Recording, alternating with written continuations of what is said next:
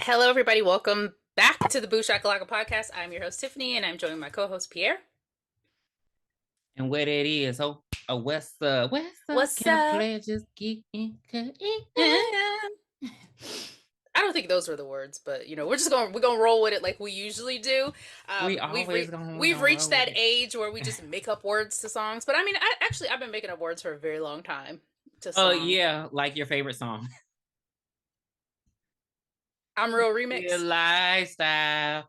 I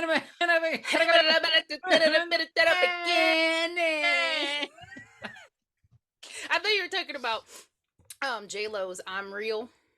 When she said, when R. Kelly, not R. Kelly, when Ja Rule says, "What's my motherfucking name?" and she says, "Are you Ellie?" I thought she said ARE space YOU space ELLY question mark. Bye. Bye. So I actually have been making up shit for a very long time, but I'm not making up one of the best movies known to man, which is Serial Mom. Now, Serial Mom was released in 1994.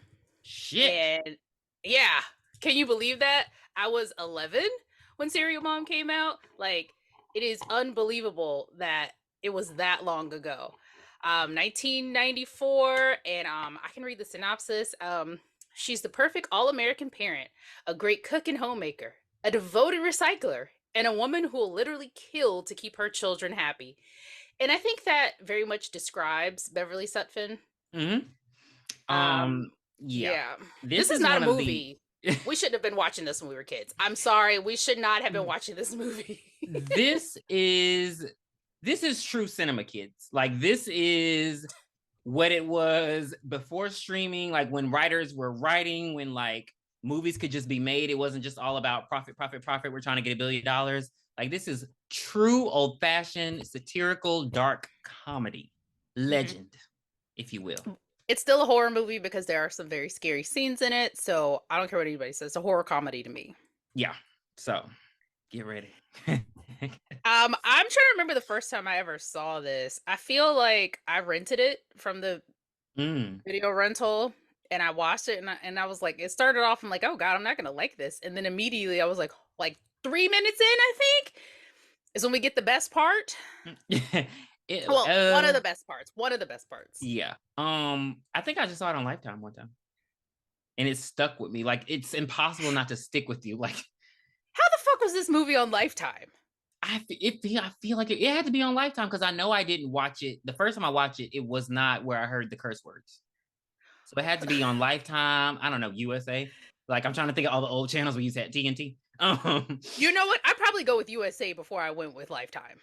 It feels like it's on Lifetime. Or maybe there was something like it on Lifetime. I don't know. Not without my daughter. I don't know. But not without my daughter. The wrong cheerleader. The wrong ex-boyfriend. Daddy's little girl. So this movie, it starts off saying that it is a true story, and I believe it. I couldn't tell if that was part of the satire, because I was like, I've never heard of this. So just saying. Okay. It was back then, so they could say anything. Like, back I mean, then, because I used to think the Texas Chainsaw Massacre movies were like true stories too. Because, the guy, he comes on and there's that little, and he's like, in a world where you get cut up. So I thought it was true, because they even had like fake footage. And then I found out it was just all make-believe, and it was based on Ed Gein. And I'm just very pissed about that. Well, I mean, I'm glad it wasn't true. I was scared because I thought it was true. Okay. Well, anyway, you can go ahead and get this one started. All right. So we start with Serial Mom, not like cuckoo for Cocoa Puffs. And so we get our introduction to the Sutphins, and we see this beautiful house. normal neighborhood, and we get introduced to the characters. So we have Eugene, who is the father. He's a dentist by trade. And what you have to understand, like I said, we're in a satire, so everything's exaggerated. And so he's a dentist, and everything has to be eaten healthy. He wants his kids to eat healthy. And then we have Beverly, and she is the, homemaker, housewife, perfect hair. Think Brie Vandekamp, but with blonde hair. Perfect hair, perfect clothes. She has this big phobia of chewing gum. She doesn't like all that chomping and chewing. Like, she's just very strict, but very nice, very happy, and just very accepting and loving of her kids. Like, it really is kind of beautiful, like their dynamic as a family. Misty is the oldest. She is the daughter, and she is played by Ricky Lake. What are we going to call her? We're going to say she's like, I don't want to call her Meg. She's not like the Meg of the family. She's just like boy crazy. I would just say that. Yeah. She's just the boy crazy girl. Like, there's a boy, he's so cute. Like, no personality traits you like about him. Done. no career, no intelligence. Just he's so hot. That's her. She's just that boy crazy girl. And then we have the youngest boy, but he's in high school. So Missy's in college. Chip is in high school. And so Chip is the, like, I don't even know how I would describe him. I would just say, he works at a video store. He's really into horror movies. Think Randy from Scream, which is actually funny because he's played by Matthew Lillard. So just interesting dynamic of a family, because even though they're all different, they just work. I don't know. When I was watching, I was like, this is really so cute in the first few minutes. And so So as they're all sitting at the dinner table, I don't know what they're eating: pancakes, eggs, I don't know, bacon. They're eating cereal. But wasn't she cooking? Because she was like, "Don't you want eggs?" She made eggs, toast, just like the regular breakfast. Oh, food. A balanced breakfast. Because I always hated that on cereal commercials when they're like, there's cereal, but then there's eggs and toast. Like, why am I eating cereal then? Who does that? It's 2 bowls of cereal or nothing. Sideway, do you know the original Reese's Puffs cereal commercial?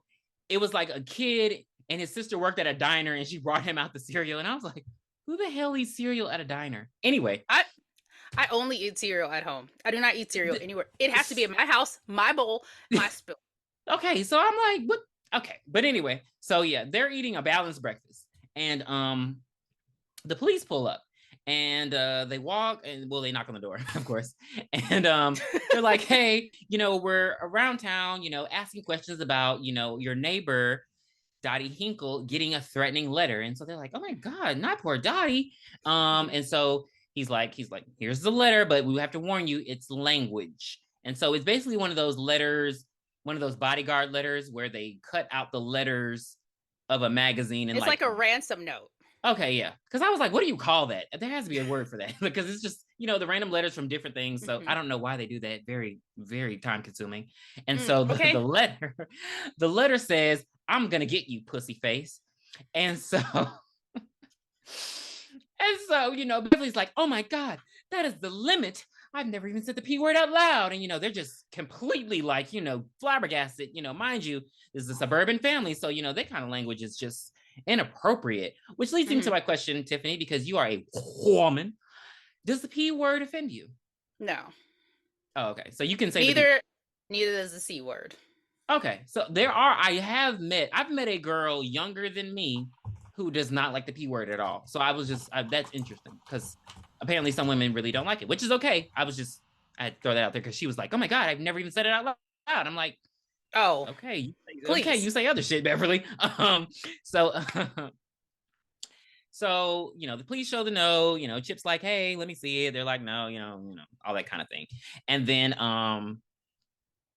Beverly goes into her optimism rant, we'll call that. She's like, officers, life doesn't have to be ugly. Look at the birds. Ooh-wee. Ooh-wee. Ooh-wee. Ooh-wee. Ooh-wee. Ooh-wee. The officers are like, let's get up out of here. This crackpot, let's go. So the only thing you need to get from this interaction also is that Misty's getting picked up by her. She has a date, this guy she met at college who she thinks is hot. Carl. And but in the meantime, there's something about this particular detective. So as you know, with duos, there's one that looks like Mario and one that looks like Luigi. And so the detective who looks like Luigi is apparently very attractive. That will matter later on in the movie. So detectives leave and the kids are going off to school, and then Misty's going off to the swap meet. Yes, she works at the swap meet. So they're going to leave, and then Chip's best friend pulls up, and he pulls up with his girlfriend. Well, Chip's best friend pulls up with Chip's girlfriend. Just want to make that clear. So Chip's girlfriend Birdie and his best friend Scotty pull up, and Beverly's hey, here are the detectives, and this is Detective Pike and Detective I don't remember the other guy's name. Not either. And Beverly makes it known that Scotty does not wear his seatbelts. Beverly's very strict about rules, regulations, and laws. The police don't give a damn. They're detectives. Calm down. And then Carl pulls up. He almost runs into the dad as he's leaving. And Carl Pageant pulls up, and he's not hot. 90s white hot was very different than 90s black hot. Okay, because I'm like Sean Patrick Thomas, Carl Pageant. Anywho, so yeah, he Sean Patrick Thomas. I don't know why I just said that. Sean Patrick Save the Last Dance Thomas.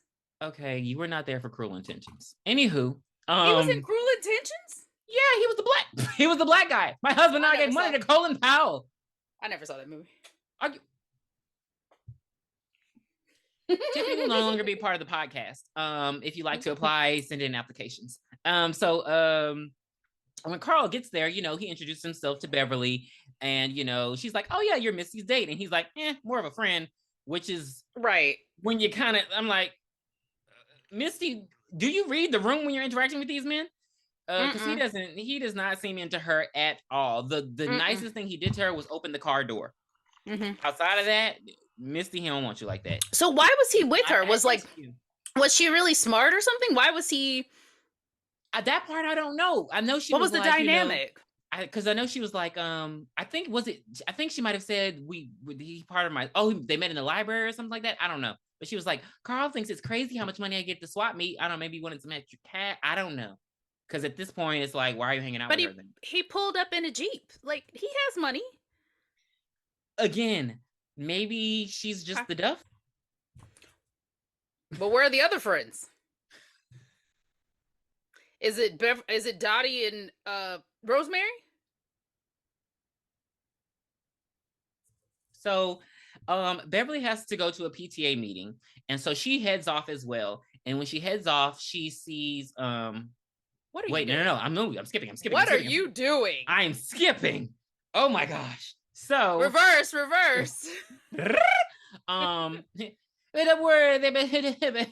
So everybody leaves. Everybody goes to their respective areas where they're going to go. And we see Beverly upstairs, and she pulls out her phone.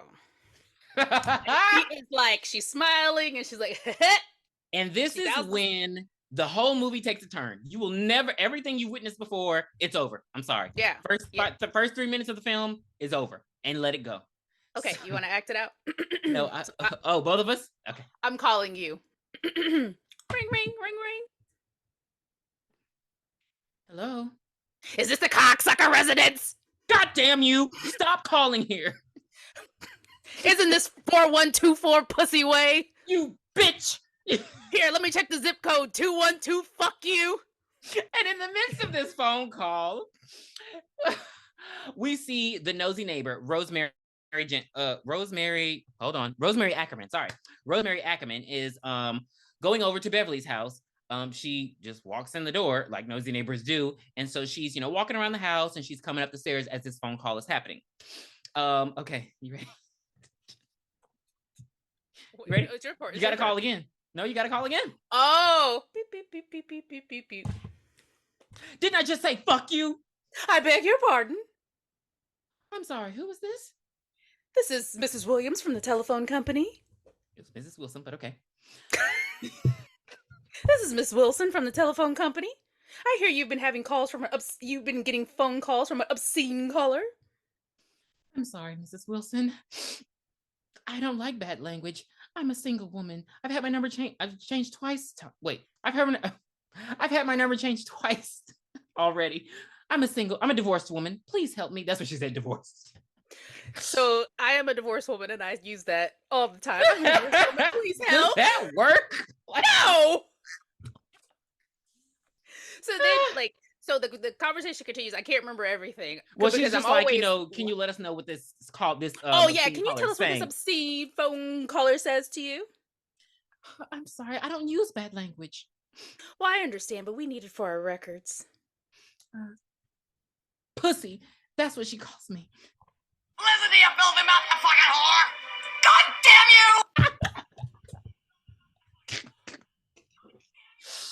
And damn you! so they go back and forth cursing each other, and then motherfucker, cocksucker, and then Rosemary Ackerman opens the door, and she's like, Beverly, is everything okay? She's like, Rosemary. Oh yeah. It sounds like you were shouting, and she's like, oh, I was on the phone with the telephone company. You know how they can be. And then, Beverly's like, have you heard about what happened to poor Dottie Hinkle? And she's like, who would want to harass poor Dottie? And so then you get the flashback. And so basically, Beverly has been the one harassing Dottie Hinkle, calling her, sending her threatening letters. Medea stole this. Yes. Tyler Perry stole it. And so basically, Beverly's at the supermarket in her station wagon, and she's just driving up, and she sees a parking spot right next to the store, and those ones like bye. Yeah. Oh, bye-bye. I love so good you said it. Like, again, she's very like outwardly pleasant, like someone's leaving and bye-bye. And so as she's about to turn in, Dottie whips in. This would have pissed me off too. Dottie whips right up in, takes her parking spot, and she gets out like she a bad bitch. Like, girl, you're wearing leather in the summertime. Leather and a coat. Like, she looks like an Indian burial ground. And so from that moment, Beverly has had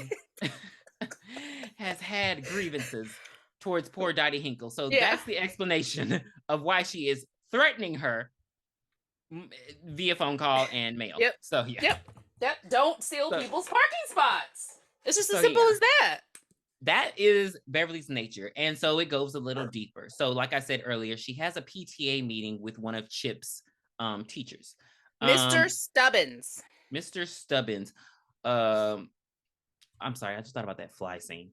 And so she goes to the school, and she sees all the parents there, and this is where we're introduced to one of Eugene's patients. And I'll get to the Sterners. So Mr. and Mrs. Sterner, and apparently they go to him a lot because Mr. Sterner has a fucked up grill. Like, I mean, just get out of here.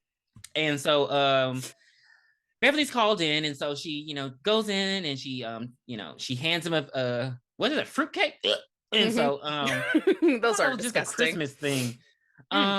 So yeah, she hands him a fruitcake, bon appetit, because of course Beverly is Beverly. She's gonna make the teacher, a nice little something to eat. And so he basically explains, Chip is like basically the top student, great grades. He's very engaging in the classroom, like perfect student. And she's like, oh, great, let me go. And he's like, wait, hold on, bitch. And so he's basically concerned because, as I stated before, Chip works at a video store, and he is very into horror movies. And so he does a lot of drawings, and a lot of his discussions are about horror movies. And Mr. Stubbins finds that very disgusting. He calls him sick, very insulting towards him, despite being a good student, which I didn't know teachers did that. I feel like what does it matter what he's drawing? I feel like if it's something where it's a danger to others, where if it's, actually like a student that he's threatening, but if it's like him drawing Jason, Freddy, and all the others, it's like, who cares? So I didn't know teachers did that. I thought, they should be concerned with other things. This is the 90s. Oh yeah, rock and roll is evil. And he asked her, tell me, did he torture animals when he was young? No. And Beverly is just like, she's just so taken aback by this. She cannot believe somebody is talking about this, about her sweet baby. So they end the meeting, and we see this girl standing by a tree smoking a joint, and we also see Beverly in her car, her blue station wagon, and she's driving very slowly through the parking lot. And she sees Mr. Stubbins, and Mr. Stubbins, what does he do? He turns around and puts a piece of gum in his mouth. And that was like the cherry on top. And she was like, that's it. I'm out of here. So she puts the pedal to the fucking metal and runs his ass over. And she even double taps him. Like, she wanted to make sure that he was dead. And then we see her driving up to a car wash. Like, that's it. Like, this is the introduction. Dottie was the introduction of her anger, and then Mr. Stubbins revved it up even more. Yes, we are now solidified that Beverly is a murderer. Murderer. We are led to believe. We're led to believe this is her first murder, though.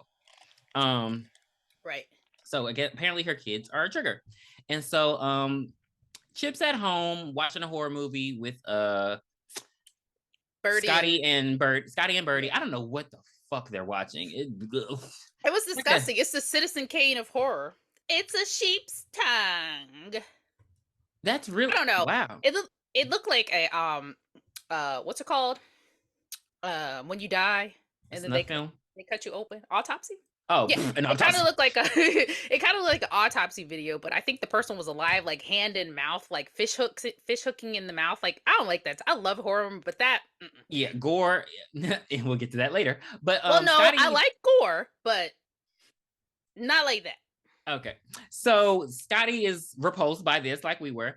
And so he's headed out, and Beverly's there, and she has, I want to say peanut butter cookies just because I like her. And I want to believe she made some good fucking peanut butter cookies.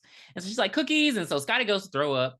And so she goes and she hands the cookies, and she's like, Birdie, run along home. And she tells Scotty to leave too when he comes back, and she hands him his porno because he just. So what we need to talk about Scotty, so horny. He's horny. That he's a pervert. He just walks around, because this is when pornos were just in magazines, and he just walks around with it. Like, at his friend's house with his friend's girlfriend there. Like, why shouldn't that be a private he thing? even tells them, turn this off. I want to see some pussy. Yes, he does. You may recognize Scotty because he's also Andy Barkley from Child's Play 3, who turned Asian. Who turned Asian? He's Asian. Please tell me you recognize that. Or maybe, well, he's Filipino still. Yeah. Well, Philippines Asian. Yeah. Okay, I didn't know that. Okay. You really didn't know that? You can't look at him and tell? Mm-mm. Did you know that Mark Paul Gosselaar was half Asian? What the fuck is that? Zach Morris? Oh, yeah, I did know. Okay. I didn't know that. I was shocked by Keanu Reeves, though. I was very shocked by Keanu Reeves.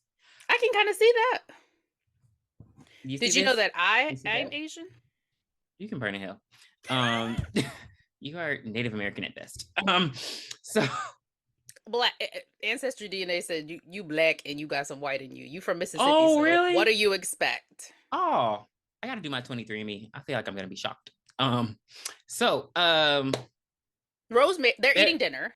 No, wait. I haven't gotten there yet. So Beverly just talks to Chip, and she's like, basically, what the reason she made the friends leave is because, hey, Mr. Sutphin says, you've been into like horror, you've been heavy into the horror, so maybe you need to chill out. Very like, momming it. But then she asked to finish the movie where he has his tongue ripped out. So she's hot and cold. I don't know. Beverly's weird. Mm-hmm. And so now we're at the dinner, and they're just eating, and yum, yum, yum, yum, yum. And then Beverly. That's Mrs. Puff, right? Puff. I was just get out of my head. I was just gonna say y'all might recognize her voice because she is the voice of Mrs. Puff from SpongeBob. Yeah. So Beverly, a teacher at your school is heard on Mr. Stuber, Mr. Sturgeon, Mr. Stubbins. That's my math teacher. Mm-hmm. And so they turn it on. That's how she said it. She did. And so they turn it on, and of course, because this is the 90s, everything is the news. And so they're covering it, and they're like, teacher was murdered, and so they have the stoner girl on the Time out. They said Mr. Stubbins, math teacher, 38. He was 38? Bitch, he was born in fucking 1938. He was bald. They said 38. I wrote down 38. Hell no. What the fuck? Hell no. Go back and watch it. 38 years That man old. had to at least be 53. I'm sorry. 38. I'm sorry. He was either 38 or born in 1938. I don't know, but they said 38. That's his license plate tag. Anywho. Stoner girl, I'm sorry. So, the stoner girl's on the TV, and 38. And so she's like, still high. And she's like, hey, he got flattened, man. He got flattened by a blue station wagon, man. And so they flattened him just like a pancake. Yeah. And so Rosemary's like, Beverly, you own a blue station wagon. She's the thing. Again, this is satire, but she is the worst cover-up person. She's like, Rosemary, I don't drive that bad. And I'm like, throughout the film, you'll see when it comes to her being questioned about these murders, she do not give a damn if she's caught, because she really be like, huh? Mm-hmm. Like, I mean, like, the care be out the window. I'd be like, girl, you don't, like, people, if you hit someone with your car, going through a car wash is not going to stop that. Like, there's gonna be it was a hand car wash, so they might have got all of it. Yeah, I just feel like the dents. I feel like he'd be like, I don't know, but you gotta get under the car too. I don't know. Anywho, this is also when we're exposed to how Eugene feels about murderers, because he's very much so, oh, they should get the death penalty. And I'm just like, again, maybe this is 1994, and I'm just, because I was like, he's like, damn. He's like, whoever did this should get the death penalty. He's just very stern about people getting the death penalty for murder, which is okay, but I mean, like, damn, okay. And so we get to that night. And Beverly, you know, she says her prayers and she, you know, hops into bed and she's just like, you know, good night. And so she's like, I don't get a good night kiss. No, she is supposed to be looking at her bird watching books. And we see she has pictures of Charles Manson in it, and she's like rubbing the book like, oh yeah, daddy. And she tells Eugene, I can't get a good night kiss. And he's like, oh, I didn't think you would be into it with everything that happened today. And she basically is like, I'm into it. Let's do it. And it is the most disgusting sounding. They don't even show any. They're on top of each other. And she's like, oh. Oh yeah. Get oh, it. Yeah. Get it. Oh yeah. It's like, it's the weirdest sex scene I've ever seen. The weirdest clothed sex scene you will ever see. The kids come out the room and they look at each other. You need to look this way. You ready? The kids are like, what the hell? Ew! I guess they've never heard their parents have sex before, but I don't know why they included that in the movie, but yeah, Beverly with it. Beverly is with it. And so they wake up the next morning, all summery and sweet, and they're bird watching. And there are these little birds that come and they, you know, eat on, I don't know, they have the little house. I don't know what bird watchers do, that local birds. Anyway, they're enjoying the birds, and Eugene gets a phone call from Mr. Sterner, and he's just like, oh, this tooth is goddamn killing me. And so he's like, it's supposed to be, it's his day off. Yeah, it's his day off. And so hence the bird watching. And so, you know, he's like, okay, we'll get you in Monday. And of course, the wife who wears the pants grabs the phone and she's like, he'll die before then. I mean, the roots are infected. And so then Eugene's like, you know, okay, you know, I'll be there by 10. And so he's like, sorry, hun. Ooh. He's like, sorry, hun. We gotta cancel it. The birds will be there next week. I guess they only come a certain day a week. And so she's just like, oh, you know, I understand. She does not understand. So she accepts it. She closes that door. She runs off to Chip's room in like the most the most villain walk I've ever seen. And she, you know, she wakes Chip up. But again, she has spurts of anger with her family. She does not. She's never truly angry and upset with her family. Just more so everyone else. And so the detectives. In the midst of her looking out the window at the birds, she sees that the detectives are talking to Rosemary, and, you know, Rosemary is pointing at her house. And so she's getting breakfast started, you know, running around the kitchen, getting breakfast started. And Misty's downstairs and she's crying because she's been stood up by Carl. Why she thinks she's been stood up? Because he said he was going to be there at a certain time and he has not come yet. And she's just like, that bastard, I'll kill him. I hate him. He deserves to die. And I'm like, girl, you don't know how to read the clues. He's just not that into you.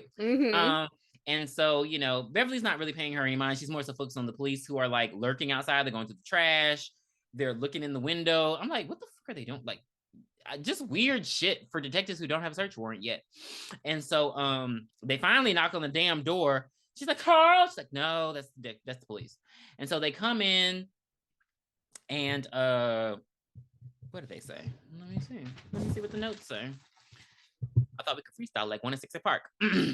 So they found so they come in and they're questioning Beverly about the murder. You know, like, oh, the teacher at your school, you know, blah, blah, blah. And so like, oh, yes, such a tragedy.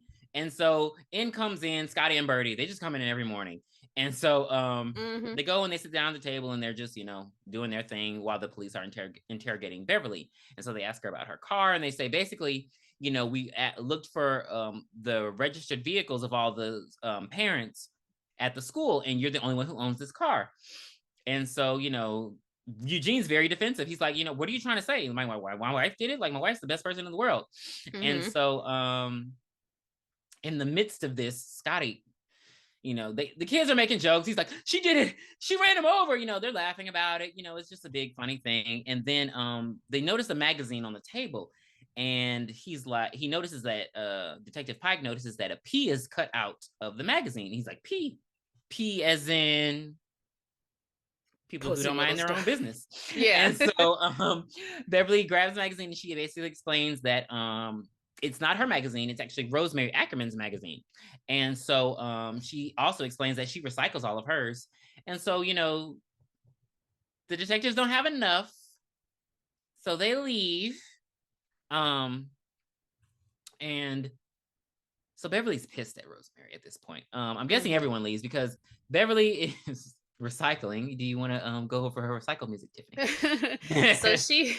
So we see her in the kitchen and it's like a music montage and the song Daybreak. If you only believe it could be daybreak. There's no something, and let it shine. And so the garbage men are outside, and in the midst of the garbage men being outside, she looks over and she sees Rosemary Ackerman, and she's just like, I don't know, just dumping trash in the trash can. It's styrofoam noodles everywhere. Like, she don't give a shit. Some of it's falling on the ground, and she gets pissed. So she goes to a knitting kit that Rosemary had given her earlier. Not to bring the dog into this. And she goes and grabs some scissors. But she's just like, oh, the garbage men are outside. So she puts the scissors down and she goes and she grabs some mini bottles of George Clooney's Casamigos. And so and so she runs out with her recycling bag and she's like, boys, wait for me. And so she hands her her recycling bag, hands them the alcohol, and you know, they enjoy a little drink because a little drink never hurt anybody. And so they all you know, trauma bond over their hatred for Mrs. Ackerman and how she doesn't recycle and how she causes the taxpayers millions of dollars, and they're just so offended that she doesn't recycle. And this is when it gets dark because the garbage men are like, somebody ought to kill her. Like, yeah, they're like, I hate her guts. Like, god damn, like she don't recycle, so it's time for murder. And so Beverly takes it seriously because she's like, for the sake of this planet, somebody just might. Somebody just might. And then she salutes them and leaves.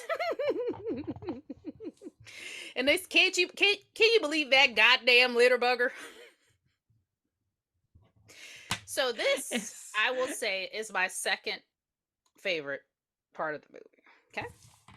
So Beverly is attempting to stalk and kill Mrs. Ackerman. She goes over to her house. Unfortunately, Mrs. Ackerman has company. Who's her company? Dottie Hinkle's over. And so they're watching this. I had to mention this. Rest in peace to the great Joan Rivers.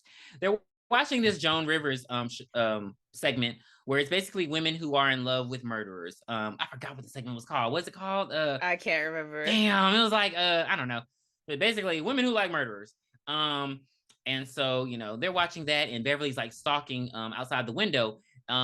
But then Dottie sees her, and so she scares her, and she's like, oh, Rosemary. Oh, it's just Beverly. And so Beverly comes in, and she's just like, oh, Dottie, I'm so sorry to hear about what happened to you. And she's like, it's not fair. No. And so Rosemary offers her a beer, which she declines. She just wants a little coffee. And so when Rosemary gets the coffee, Beverly says, are those pussy willows? What did you just say? Pussy willows, Dottie. Are those pussy willows? Dried ones. Aren't they pretty?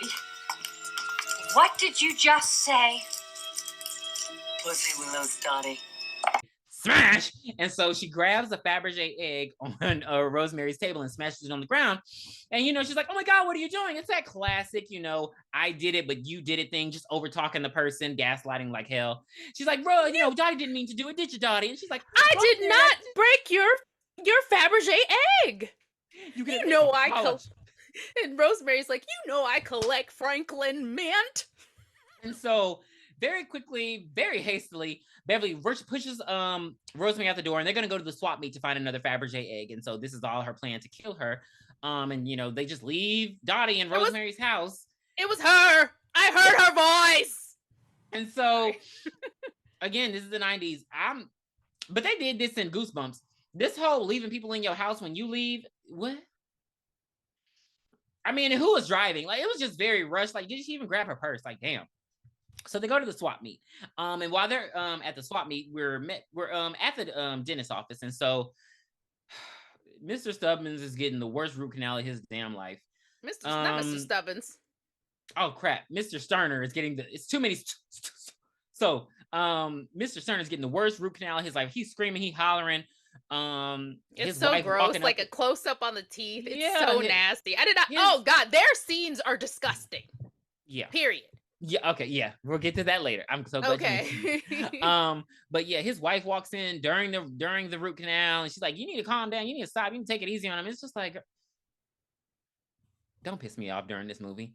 And so the detectives come, and so basically they want to speak to Eugene because they found the serial killer books in the trash. And so Eugene's like, I'm sure those are my sons. And they're like, no, their description is for your wife. And I'm like, couldn't she have gotten them for the son? Circumstantial evidence. Does he have a credit card?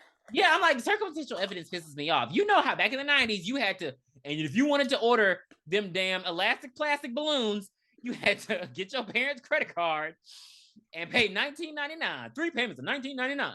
Like there was we did not have Amazon. CDs for $1. Right, we did not. Now, if you want, now that's what I call music. Volume 3. You had those came out. I think that came out. The first one came out like '99. So stop. Don't do that. It was 1994. Don't do that. My point is, you remember you had to have that credit card to order anything offline. So just the idea that they immediately assumed that it was just her was weird to me. I don't like circumstantial evidence like that. And this is around the time when you can get away with murder easily. I mean, Jeffrey Dahmer was only a few years before this. So, Rosemary sees the Fabergé egg that she wants, and she tries to haggle the seller, and he's like $50, and she's like, but it's chipped, and he said no, $50, like $50, and she was like, I don't even want it. So she looks over and she sees a fire poker that she has, and her ass changes the price tag on the fire poker and gives that to him. And he's like, oh well, I guess I did mark it for this price. And she checks out and goes back to Beverly, thinking that she swindled him, but I mean, she still ended up giving him some money. So she goes back to Beverly, and Beverly looks up, and who does she see at the swap meet? Motherfucking Carl, who's a dirty, sick bastard. He has stitches. And so he's at the swap meet with this pretty blonde girl, very Farrah Fawcett. Oh, I'm giving her too much. Very 90s model.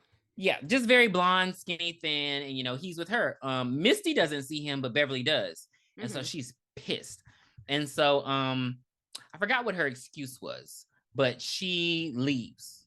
But she takes the fire poker that Rosemary just bought with her, and so she stalks Carl all around the swap meet, which I'm like, nobody notices this, right? And so she follows him into the back. Oh, I'm sorry. While Carl and his girlfriend are walking around, he actually buys her the Fabergé egg that will matter later. She's like, Carl, please, I love French mint. But please, for my bedroom decorations. So he buys it, and so then he's like, I gotta go take a piss, which was the way it caught her off guard, it caught me off guard. I was like, God, like, just say you have to go to the bathroom. Oh my God, it's so aggressive. Because piss just sounds aggressive. Bring our big old men back. I miss men. He's in the bathroom, and we meet the most disgusting character in the whole series, Mr. Marvin Pickles. Who there's a hole in the wall in the bathroom stall. Like, what is this? Screams 2, and he's peeping through the hole in the men's bathroom, peeping at men peeing or doing what. Well, I guess they're just peeing because just the urinals on the outside in the bathroom. It's like, disgusting. Yeah, and so Beverly has to hide in the stall because a man comes out. Of course, she's in the men's bathroom at this point, stalking Carl, who was taking the longest pee in history. And so she waits for what she thinks everyone to leave. Now Marvin does see her in the other stall, and so he gets spooked and he just runs out.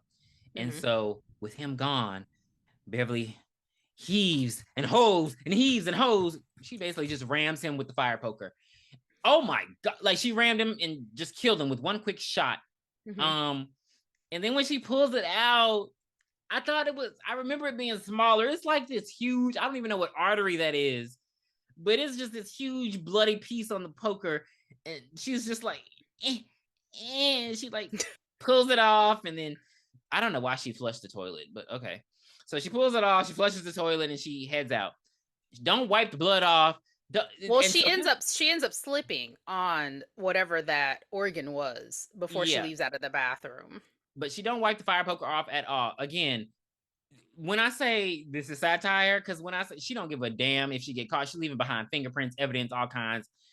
Anyway, she goes out, she puts the fire poker back, and she comes back with something that she bought around, making it seem like she was just around shopping. And she's like, I made a killing. So in the midst of that, in walks in this guy. Oh my God, this was my favorite part when I was a kid. Was because he walked into the bathroom with the longest fucking shish kebab known to man. It was like a foot long shish kebab. He walks in and he sees Carl's dead body. And I actually looked it up. This is called a Howie scream. Yeah! I'm like...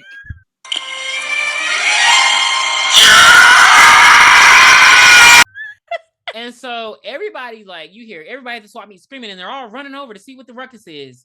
And so Missy's like, hey, watch the booth, Mom. I'm going to go see what happens. And she's like, oh my God, I hope nothing's hurt. And that's when we get one of the best parts of the movie. This is your favorite part. And so that's when Rosemary looks down and she sees something on Beverly's shoe, and she says, I know you got it. Beverly, you got some doo-doo on your shoe. And then Beverly like wipes her foot. She's like, I hate when that happens. No, she actually said, Beverly, honey, you got some doo-doo on your shoe. I hate that. I hate when that happens. It's crazy because I need people to watch the movie to understand why shit like this is. It's funny. Yes. It's funny because A, it's Mrs. Puff, and then B, she is very terrible at covering up her crimes. Like, it's just like, girl. And so Misty sees that Carl is dead. Yes. And so as the detectives are zipping up the body and everything, of course the girlfriend reacts. She the girlfriend is very visibly, just shaken by it until she sees Detective Pike. This is why it matters that he's attractive, because she sees him and then she's just okay again. She's like,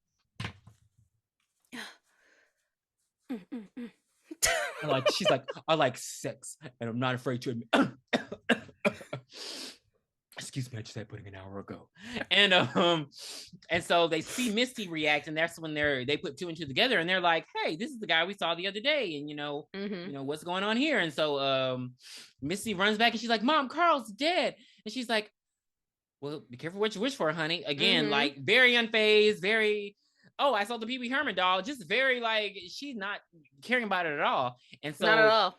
That's when Rosemary is just like shocked, and then she reaches over, she touches the fire poker, and she realizes there's blood on it, which again, you ain't gonna ask no questions. You about to get in the car with them and go home?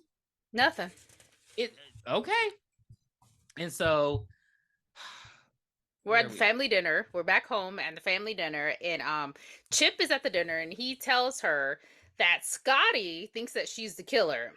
And Beverly's like, oh, that's so crazy. And then she pushes herself away from the table. She's like, excuse me, I'll be right back. And she goes into the kitchen and I think she's going to go get, like, I don't know, some butter or something for toast. Right. And she gets in her car. Yeah.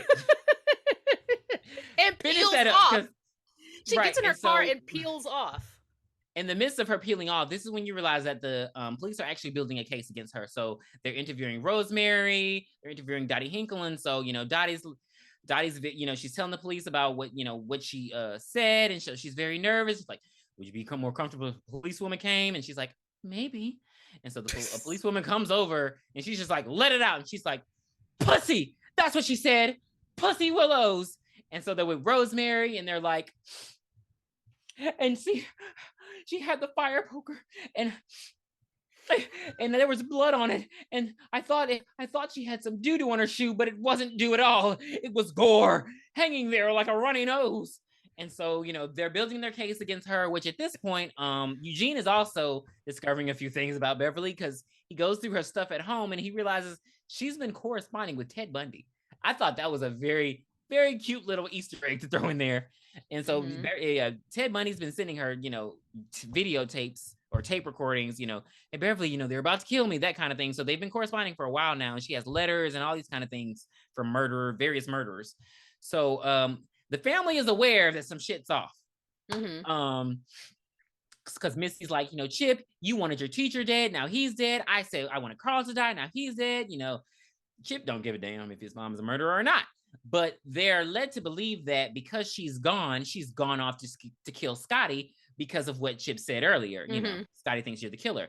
And so the family gets in the car and they drive off. And a police car is driving after Beverly. And so she is not paying him no mind. I'm like, he got the sirens on and everything. And she just like, this shit was wondering what her plan was. Like, she's just like, daybreak. She ends up escaping the police in a station wagon. By riding over a median by a house and cutting a corner. And the cop's like, oh shit, what? Where did she go?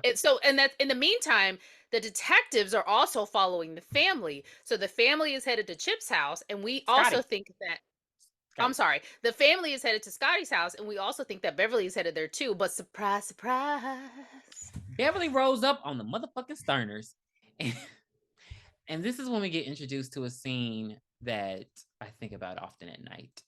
So the Sterners are at home eating, please, what are those, Cornish hens? They are Cornish hens. It is so disgusting how they're eating it. They're just pulling the skin. Like the skin is soft skin on chicken. Ew! It's not crispy at all, but they're eating it. They're tearing that meat up. And so Beverly's, watching from the window. And so she gets pissed off because she's like, well, the whole point my husband had to miss the bird watching thing is because of your husband's fucking tooth, and he's supposed to be eating healthy, and this motherfucker is chomping on chicken bones and shit. So she gets pissed. And so this is when she decides it's time for the Sterners to go. They gotta Which is interesting because I wonder how she got there. Like, I wonder how she just decided to kill them that night. Anywho, so she sneaks in the house, and they finish dinner, and so Mrs. Sterner goes upstairs. And so Mr. Sterner is downstairs eating the motherfucking Hershey pie from Burger King. I was like, he was gobbling that. Like it was a whole This is a mouse. This is a mouse. He was putting like globs of this big, and it's right. Mind you, he just had a root canal earlier that day. Yo, so I didn't eat for like 2 days after I had a root canal. Like, his mouth not hurting? I hope I never have to get one because I'm not there. They're not. That's fun. why I don't want to get my wisdom teeth taken out because I can't eat no liquids. I'm not. So he's down there eating, and so Beverly she's made it upstairs. Now Mrs. Sterner is getting into her nightgown, and Wheel of Fortune is on, and so it's probably like 7:15 p.m. Yeah, and so they're just talking to each other. He's downstairs, she's upstairs, and they're talking to each other. And so she, moves her dress out of the way, and Beverly is standing right there, which was really good horror. Really good horror. You had scissors. I fucking hate you. Really good horror. And so she stabs Mrs. Sterner. She's like, ow! And then there's this weird part that I don't understand because then a rat starts gnawing at her leg, and I was like, "Where the fuck?" Well, no. So Mrs. Sterner yells, and she says, "Ralph, I think we got rats." And Ralph is eating. He's like, we got an exterminator. Why did you have scissors too? Because these are the actual scissors from the movie. Hold it up.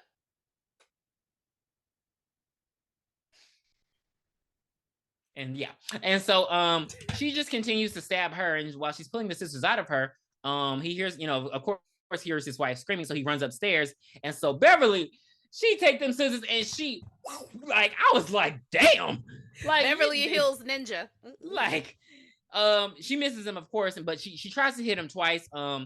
This is when victims start getting stupid, so he runs outside. She manages to have time to run back upstairs. This is 1994, when air conditioners were in the window, and she pulls the window up. He's standing literally outside the window on the front lawn screaming for help. And so she pulls the window up, and the air conditioner comes down and kills him. So dumb. In the midst of that, Scotty is at home watching a porno. The titties were so out of control. Big. I don't know what kind of I don't know. I didn't know there were just pornos where women just get undressed. And so he's fully dressed under the covers, pleasuring himself. And so, but he's like screaming. He's like, who does that? Apparently it felt amazing. And so he's just like doing his thing. And so the family runs in his house. His parents aren't home, of course. And so the family runs in the house. The detectives run in the house, and they all catch him mid-climax. Yeah. And so, he's just mortified. And so the family goes home because they're like, whoo, she's not the murderer. And so they go home, and she's there as well. And she's like, hey, and she has a bowl of the best looking strawberries I wanted to go and get some strawberries. Like, those strawberries look so good and fresh and colorful. Like, but I'm not eating strawberries for dessert. So, yeah. And so they're just left to believe, that was just, a great thing that happened. Now this is when things take a turn. So the family goes out for church in the morning, and it's a fleet of police cars outside. It's like, so they're like, what the hell? And so they're just like, just ignore them. And so they get in the car and they're headed for church. Now, what we find out is that the police are actually waiting for she left the fucking scissors at the scene of the crime. And they're waiting to get, they're waiting for the fingerprints to be verified before they can arrest her. So the family goes off to church, and the whole 20 fleet of police cars follows her. And so on the way to church, over the news, the radio is basically saying that you will never believe, there's the Sterners were murdered last night. And so that's when the family was like, oh, you killed them instead. So, they're like, you're a serial killer. And she's like, the only cereal I know anything about is Rice Krispies. Rice Krispies. And so we even have people like in the car next to them screaming and shouting. And so the radio's like, they've named Beverly Sutphin as the prime suspect. And so she's just like, oh, what? Are you? They've got to be kidding. Like, she's just so nonchalant about it. Yeah. So like they get to the church, and the preacher is giving his sermon that has a lot to do with Beverly. Girl, they get to the church. She's getting evil eyes out this world. That was sad for me because Birdie, Chip's girlfriend, she's trying to go over with him, and like his family would not let her go over there. Yeah. And so it's like, and also the whole town's at church, because I was like, is Scotty really at church on a Sunday? In his camo pants. But yeah, so the sermon is very targeted. Like, and I was like, see, it was very much so political religious, because I was like, why are we talking about the death penalty in church? So everybody's in there, the police are in there, and so they're just waiting to get the go-to Buster. And so in the midst of the sermon, they get the okay. So they go into the church. Two of the detectives run into the church, and so they stand up. And so Beverly sneezes on a baby, and the booger flies on the baby's face. It's a huge glob of booger, and the mom screams. And so everybody panics, and so chaos ensues. Yes, chaos ensues. Beverly runs out, and so Chip and Birdie basically steal Scotty's car, throws Beverly into the back seat, and they drive off. And so Scotty pursues them, and so he's chasing them. There's this photographer guy who's like, and so he's following Eugene and Misty out, and he's taking a bunch of pictures. Not important. I feel like it is, just because I don't know. Basically, Misty has a new beau who's actually into her. That's all you need to know about. So they get to this is my part. They get to the video store, and my thing was church already over? Because Chip was like, I gotta open up the store. I'm like, how far is the church from the movie rental store? Because the chaos ensued, and they immediately went there, and he had to open up the store, and then they get a knock at the door. At the store, somebody trying to come in. So I'm like, I guess church is at 10 and the store opens at 11? I don't know, but it's Miss Jensen. Yes. So Miss Jensen walks in, and she seems like this very sweet older lady. Very sweet. And Chip's like, Miss Jensen, I told you gotta rewind the VHS. And Miss Jensen's like, why? He's like, because it's store policy. And she's like, well, I don't want to. You got Annie? And he's like, yeah. So he puts the movie down. He's like, that'll be $2.99 plus $1 for the rewind fee. That'll be $3.99. Which I'm like, these prices. That's expensive. So she takes her money out of her wallet and she throws it on the counter, and she says, keep the change, you son of a psycho. But in this time, Beverly can hear her saying this because she was tucked away in the back, but she had popped the door open just a little bit to see what was going on. So she heard what Mrs. Jensen said. Chip and Birdie laugh at each other like, haha, Mom, can you believe Mrs. Jensen? And then they don't hear anything. And they're like, you don't think So they run back to the back room when they see that Beverly is gone. She's out of there. So they look up Mrs. Jensen's address, and just in case they would want to go check out to see what's happening, to see if she went over to Miss Jensen's house to freaking kill her. And they run on foot because it's just down the street, and we see Scotty. He's there as well. He follows them. All three of them do the dumbest things when they get there. Why did Birdie and Chip not go knock on the door? They're over there trying to look in Miss Jensen's windows, which are astronomically high. The windows are so high that they have to get on each other's shoulders to try to look inside her window. I didn't even think about that. So Mrs. Jensen gets home and she makes herself a lamb sandwich, and she Why was it green? I thought that was the lettuce. Was that pesto? That was the lettuce for the sandwich. It was like the lettuce. It was lettuce. And so that's a dry ass motherfucking sandwich. Got a piece of lamb on it and lettuce. And so Beverly enters the home, and the dog starts barking, and she's like, "What are you barking at?" Sylvester, hush, Sylvester. Mama's watching Annie. Come on, lick Mama's feet. Get them all wet. Ew! And then Annie starts, and then this whole scene, all you hear is the sun will come out. Does the movie really start like that? Yes, because it's opening credits. Okay. Back in the day, they had opening credits. Okay, because I was like, okay. Scotty is actually on Miss Jensen's garage. He has a bird's eye view into the living room, while Chip and Birdie are trying to jump on each other's shoulders to look in. Everybody sees that Miss Jensen's okay. She's watching TV. She's singing. She's moving. Everyone's like, oh, okay, whatever. So Beverly comes in with a knife. She picks up a knife and starts walking into the living room, and Scotty sees her.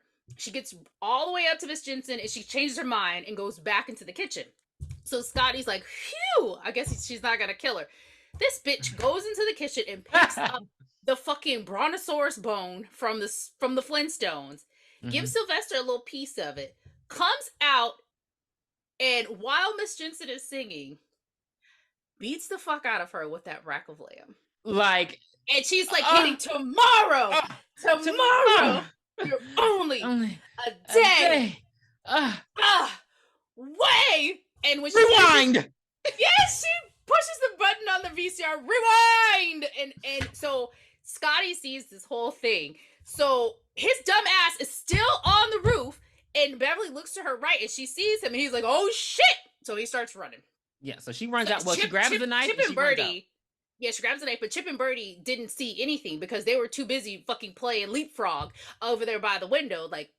Yeah. So Birdie gets back on Chip's shoulders, and that's when she sees that she's dead, and so she's visibly freaked out. She's like, "Oh my god, it's not red like in the movies, it's brown," and she's like really visibly upset about it, which doesn't make sense when you think about what happens later. But yeah, so he coddles her, and so after that, we see Beverly running in heels, because remember, she came to church. She is booking it, burning his ass. I don't know how this teenager, he barely makes it to his car. So he makes it to his car, gets his keys, and so he's like, trying to start his car up. And so he has and you call that an awning, right?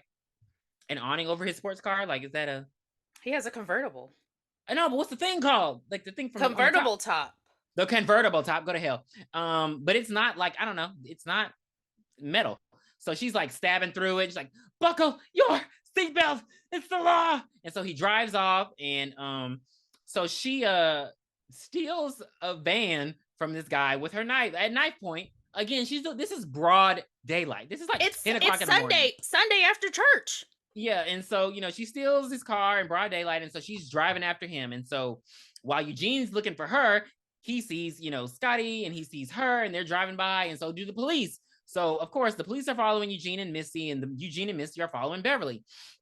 So Scotty drives up to a rock concert that's going on in the middle of the day. An indoor rock concert that's going on in the middle of the day. And so he gets in, he goes in, and so she goes in as well. And so they let her in because she has now been coined serial mom because of her serial killing.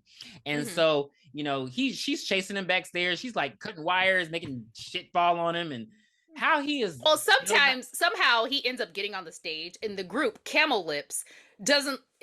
They're pure feminists. They don't like men anywhere in their area. He runs on stage, and one of the guitarists hits him in the gut with the guitar, and then that's when Beverly comes up on the side of the stage, and she sees the stage lights. That's when she cuts the rope, and the stage lights fall on Scotty. So Scotty's pinned down, and she leans over with a fucking lighter and a can of aerosol and says, "Buckle up, Scotty," and lights his ass on fire in this concert. So he's running out on the stage. He's like, "Oh, I'm on fire, I'm on fire." And the group is like, "Yeah, rock on, baby." This was the only death I was really sad for, because he was like, "I'm sorry, Mrs. Sutphin." And I was just like, "Oh." You know those voice edits were done in post.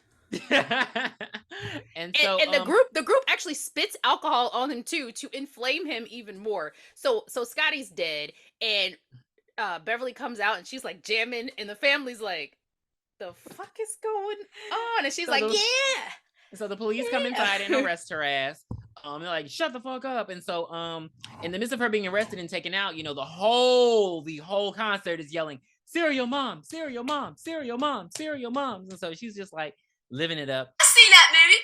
It's on cable. So the trial begins, and this is the quickest trial that I have ever seen before in my life. Because, like, what?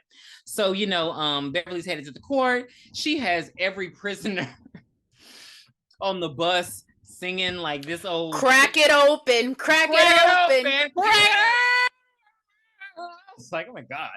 So she shows up in court, bubbly as ever, like, "Hi, jury people. Oh, I like your tie." Like, just very, like the judge is like, "Can't do that. Stop." Order in the court, all that kind of shit. Her family shows up, and they're very supportive. Like, they're all here, and they're like, "We're gonna do everything we can." She's being represented by the family lawyer that they've apparently known for years. And so we get the trial started.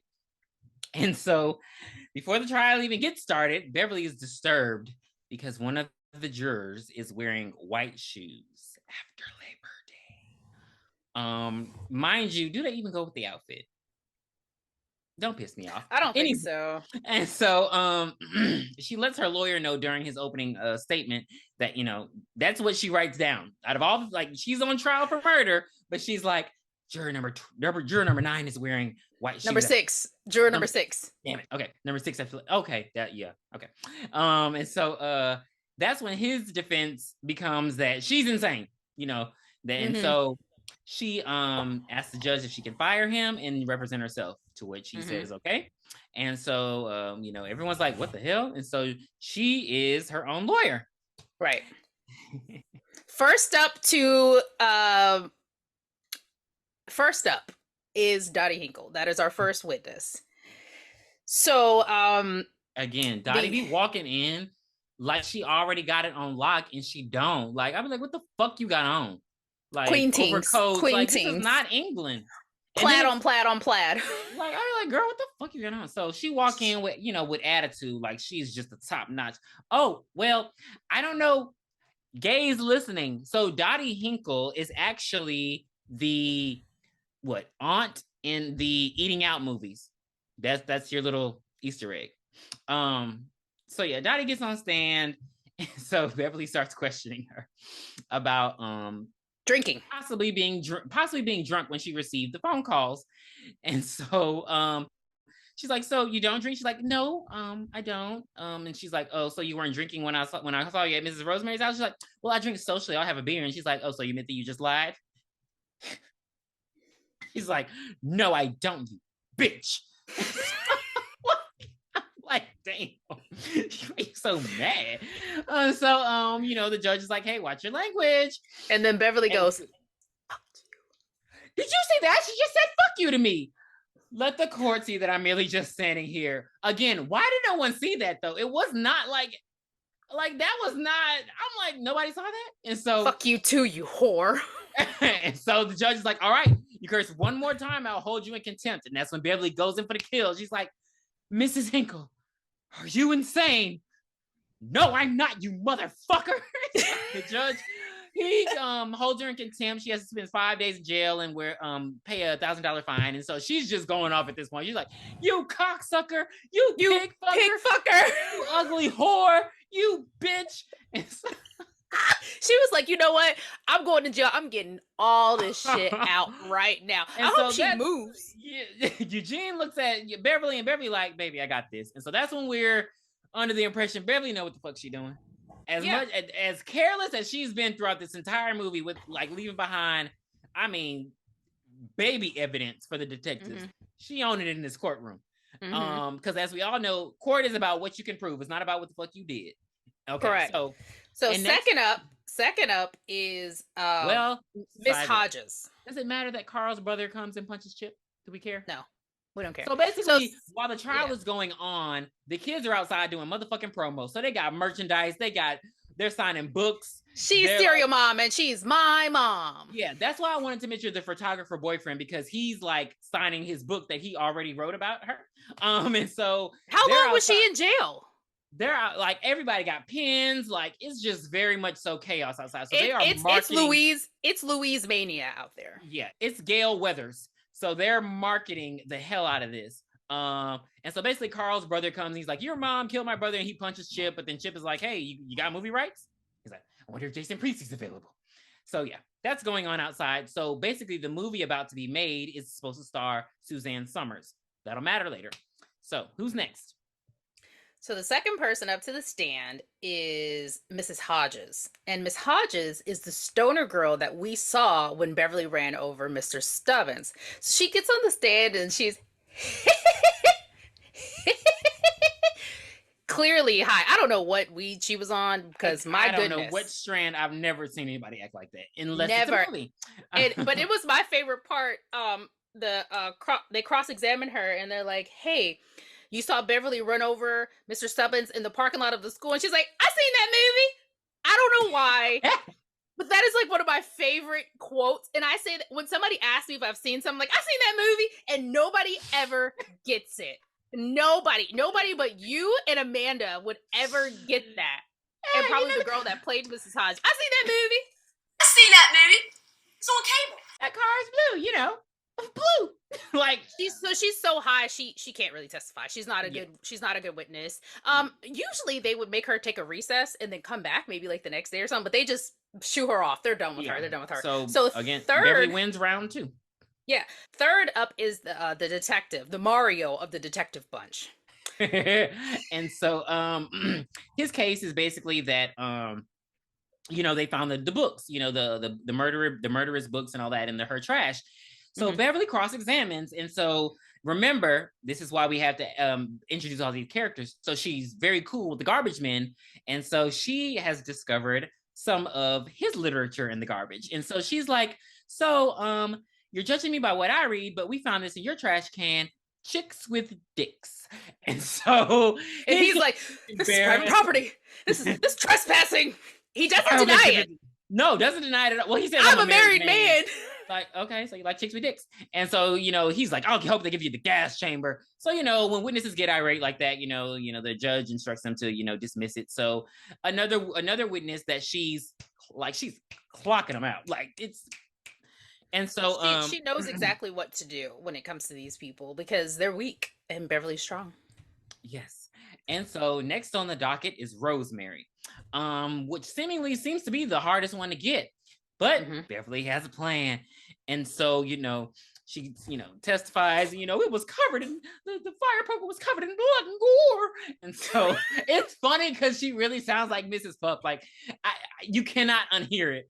So I think that's just her regular voice. Yeah, she's like, oh. And so when Beverly cross-examines, Beverly gets her because she's like, okay, so it was your magazine that had the letters cut out that were sent to Dottie Hinkle.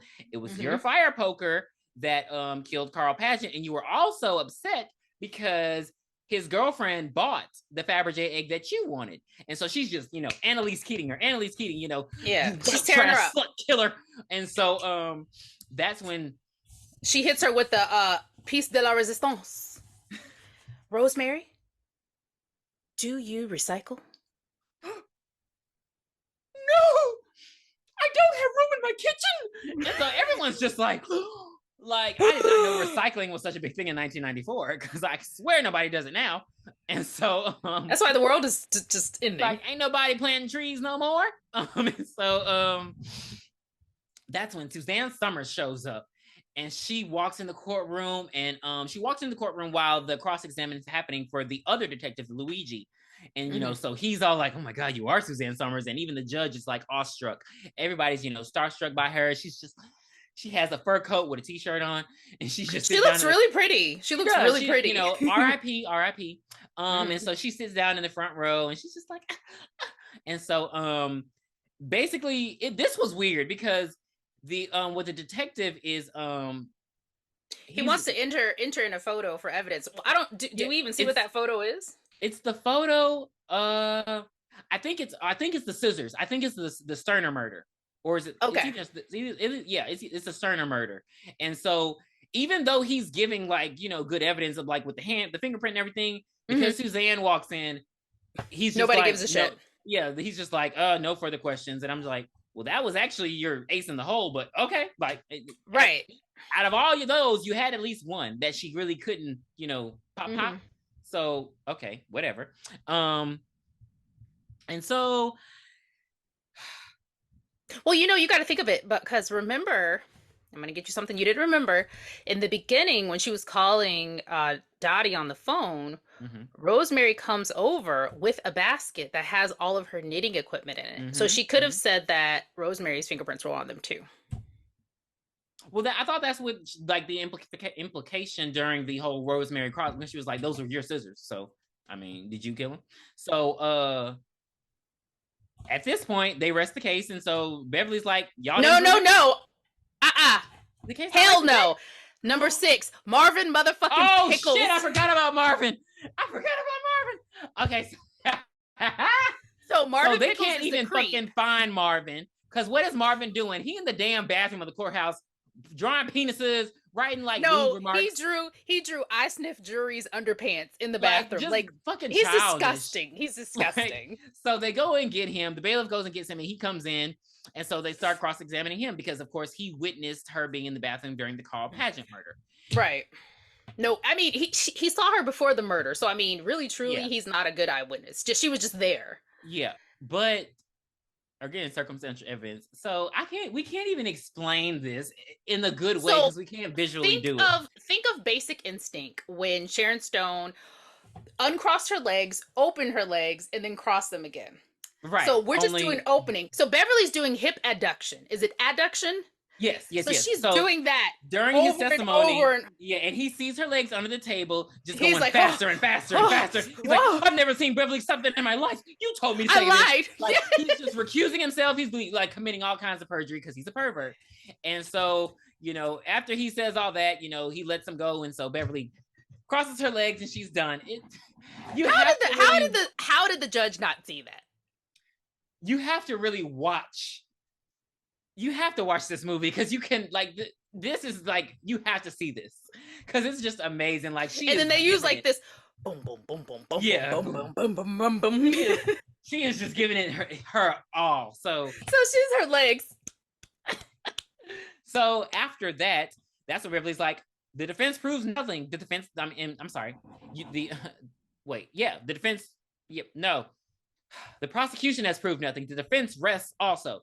And so, everyone claps. And so that's the end of the case. And so now it's just up to the jurors. And so after deliberation, they come back. She still, mind you, during this whole time, she is freaked out about this lady in this white shoes. And mind you, this is going on for multiple days, right? Not the same day. So she's wearing those white shoes every single day. And I'm like, you doing too much. And so the jury comes back and they find her not guilty of all murders. And so everyone's happy and cheering. And she's like, I'm coming home.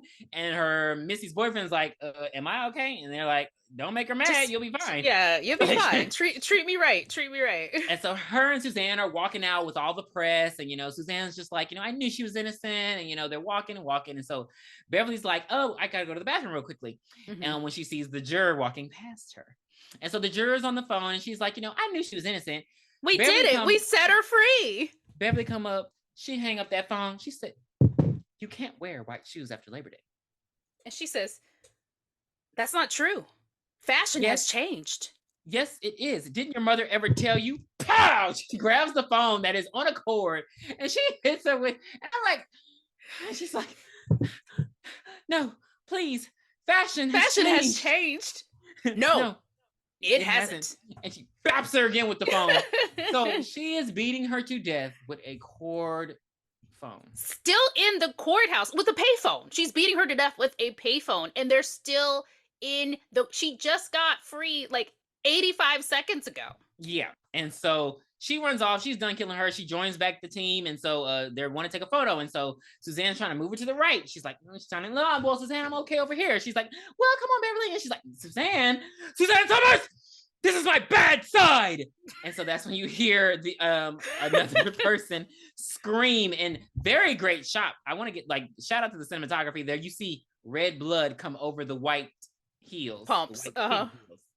And so you hear her scream, and so that's when Beverly looks at Suzanne. Suzanne look at Beverly like, and so that's when Beverly's just, and so that's when the movie ends. But it's like, Beverly Sutphin refused to cooperate with the making of this film, and the movie ends. The end. 10 stars. 10 out of 10.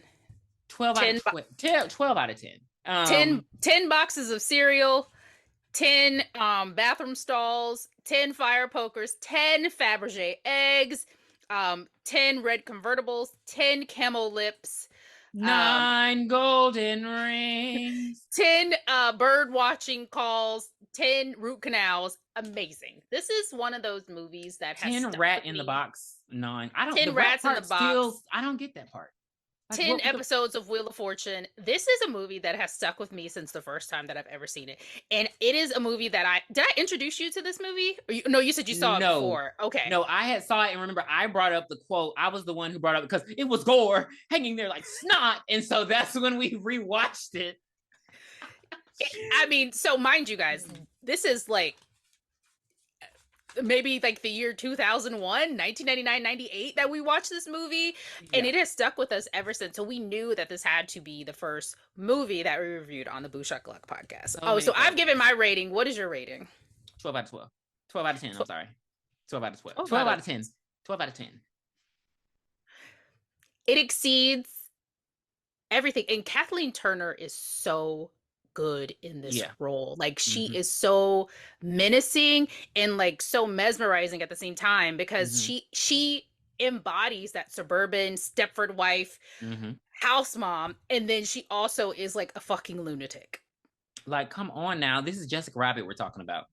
Like, she let herself go in this role. And again, this is what I miss when like Hollywood was just having fun and actors could just go crazy. Like, this movie is hilarious. Like, it's so quotable. Like, and there has not, 10 toes down, there has not been another movie like this. I mean, you have Ricky Lake, you have Matthew Lillard, the original Scream King, which this would have been right before. This has been a few years before Scream. Scream was 96. Yeah. So, I mean, man. And this is Justin's right. This is before, well, I don't know when Child's Play 3 came out. 90. Oh, okay. So he would have already made Child's Play 3. Okay, so yeah. So he would have already made Susie Q. Anywho, so yeah. So, man, I encourage everyone. See, currently it's not available. Now I know it's been on Hulu before, especially during Huluween some years, but it's not available for free right now. But it's a must see. I know, like, I'm sure if you look it up on Amazon, it's like $3 nothing. Even if you don't watch the full movie, just go on there and Google Serial Mom court scene. Go on YouTube, Serial Mom court scene, or Serial Mom Dottie Hinkle phone. Yes, that's all you need to do. And then like it'll pull you in and you'll immediately want to see the movie. Yes, this is a must see. This is a must see. Yes. 10 out of 10, 12 Millennials out of 10. on TikTok. We told you first. This is a must see. Millennials, you mean Gen X, Gen Z, Gen whatever? Gen, what are they? Gen Z. Gen, y'all ain't gonna be here long. With global warming. What? Do you know something that I don't know? Help! Oh yeah. So so that'll do it, guys. This is. Be sure to follow us on Twitter X at Boo Shakalaka Pod. Like, rate, review, subscribe to our YouTube channel. Hopefully you saw it there, and then also listen to us wherever podcasts are available. Currently I think we're on Spotify and Apple Podcasts. Rate us, comment, give us suggestions. Like, come on, we're doing movies right now. Before we haven't gotten any suggestions yet. So, Serial Mom was my suggestion. So, Pierre, take it away. What would you like to watch next? We gonna go ahead to an old school girl. One that gets me good and right. One that gets me hot and tight. We gonna do the fine, the fabulous, the curvaceous, the vivacious Scream 1. Original 1996 Scream. Yeah, boy. How you